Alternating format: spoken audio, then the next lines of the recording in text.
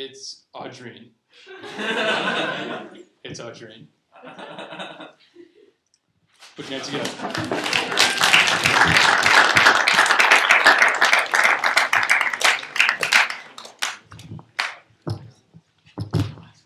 Hi, everyone. Sorry I'm late. I didn't realize there'd be this many people here for my college interview. My name's Audrine. Muffy, Science Center of the Long Island Science Centers. We donated this building, but it's not really a big deal. I go to a prep school so prestigious that speaking Latin was a requirement for entry, even for the chambermaids. And I'm about to graduate summa cum laude with a special focus in Adderall snorting and lesbian experimentation. I'm barely legal. Just wanted you all to know that. My Patronus is a reindeer. So I'm really, this is a huge honor. I'm so excited to meet you.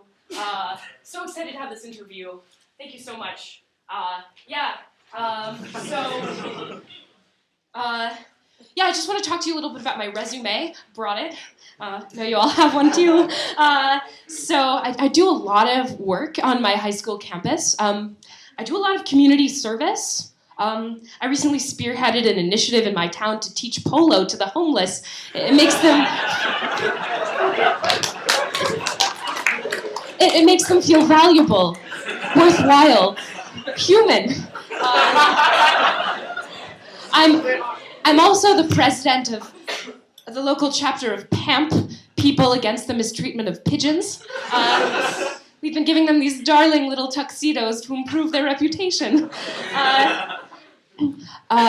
Some other type of clubs. I'm the chief officer of Model United States Marine Corps.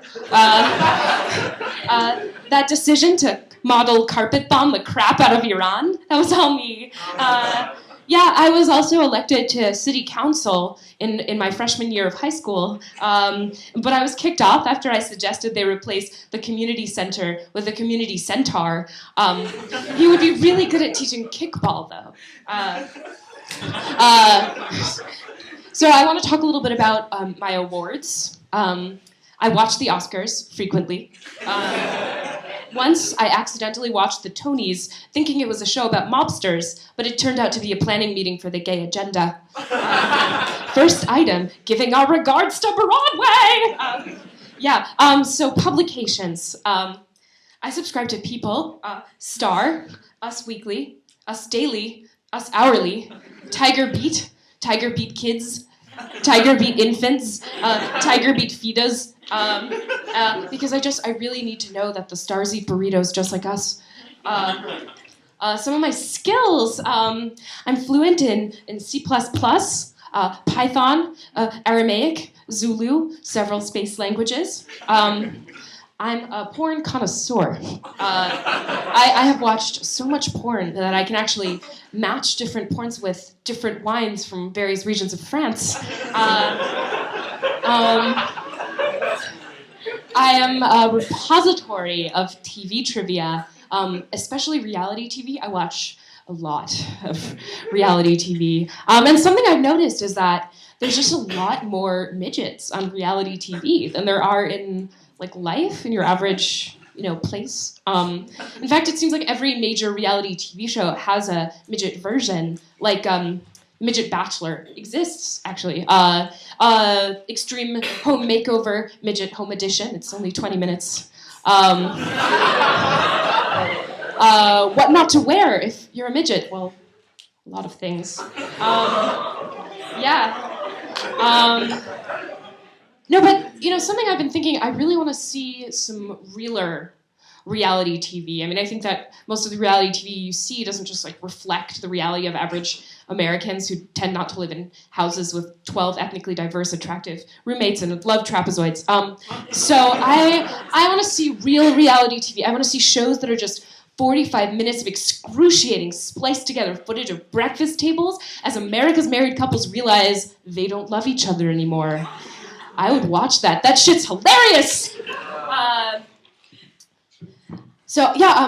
More of my skills. I'm really discerning. I would say I have great intuition. I'm just sharp. I can tell things instantly just by looking at someone's online dating profile. I make great Mexican food, but sometimes I just eat at Taco Bell. And the other day I was actually in Taco Bell, and I tried to order a taco, but they wouldn't give me one because their meat pump was broken. And I just thought that was absolutely disgusting because the only kind of meat pump I want in my taco is a fully functional meat pump. I'm just really, really good at telling Jew jokes. I would say I learned that from my extended family, my cousins. Also my uncle, my great uncle Jaime. Yeah, he still lives at home, still lives with my grandma, but he's really hopeful. In fact, he's made a list of pickup lines for the whole Jewish calendar, which is great. Like Passover. Hey, baby, why is this night different from all other nights?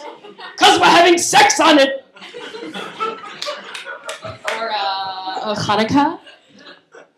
Hey, baby, you want to spin my dreidel? If you land on your back, I win. And every time I go over to my grandma's house, I ask what she should bring, and she says, bananas!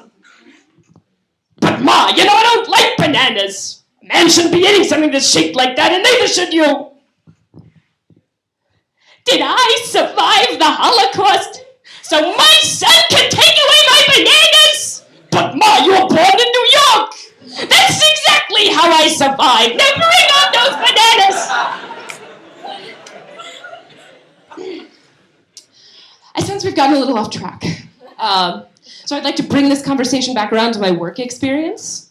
Once I was born. This was my first job, and in some senses, my most demanding work experience yet. I had to acquire skills rapidly, really learn under a tremendous amount of pressure. In order for me to be here, I had to emerge from a gaping, heaving vagina and figure out how to configure my tender mouth, recently formed nose, and raw pink lungs into the complex, mechanical dance that is breath. Moreover, despite having my body nearly crushed to pieces by the heaving, engorged, and pulsating birth canal, I learned to defecate just instants after I was ripped from my mother's womb. Within just a few more instants, I was able to make a coordinated movement with my tiny, tiny limbs, and that movement was a sweeping gesture with my arms, an unwitting embrace of the new, surprising world I found myself so hairlessly in. One that smelled faintly of disinfectant, blood, and the shit both my mother and I had released during the preceding moments of trauma. My vocal cords were fully formed by literally 5 minutes after my birth, once they cleared the gunk out of my various passageways, and I heralded my own arrival into the world with a series of lusty screams, as if to announce to the unspeaking collective of humanity, I am here and ready to take on the mantle that you've provided me, my ancestors.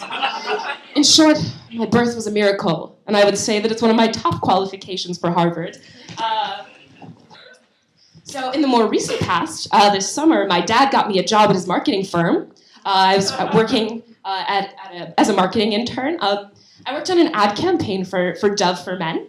I learned a lot there, and I just want to talk to you a little bit about it. Coming into the job, I asked myself, why are men's colognes always named for something that doesn't smell like anything?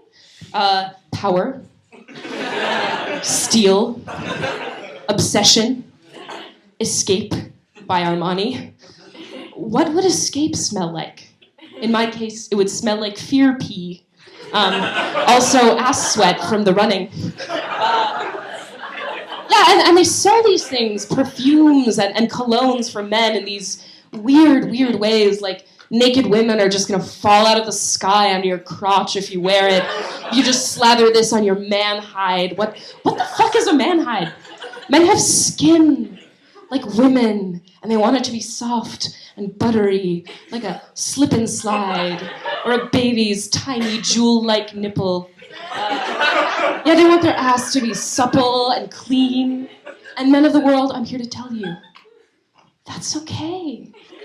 So what I really brought to the table at Dove for Men was a sense of honesty, I said, let's make an ad campaign that shows why men really want to wear deodorant to satisfy at least one of the prerequisites for someday bedding a woman, because no one's going to tell you if you're going to be that guy, and most importantly, deodorant is an excuse not to shower. And I think that's something we can all agree on. Moving on to the final section of my resume, things I have accomplished in my dreams. I can fall great distances unscathed while naked. On August 23rd, 2011, I mind-synced with my dragon alter ego, Snore. Once, I was a raven that could speak to humans, but I felt like I was too good for that. In spring 2011, I had a series of erotic encounters with Ron Paul. Mostly after drinking a bunch of wine before bed. He turns out to be a surprisingly good lover, but very frail. And you have to be willing to talk a lot about the gold standard while making love. Anyway, I guess you can say I have a lot of connections, and that's one of the many reasons you should accept me. And I hope to see you all next fall. Bye.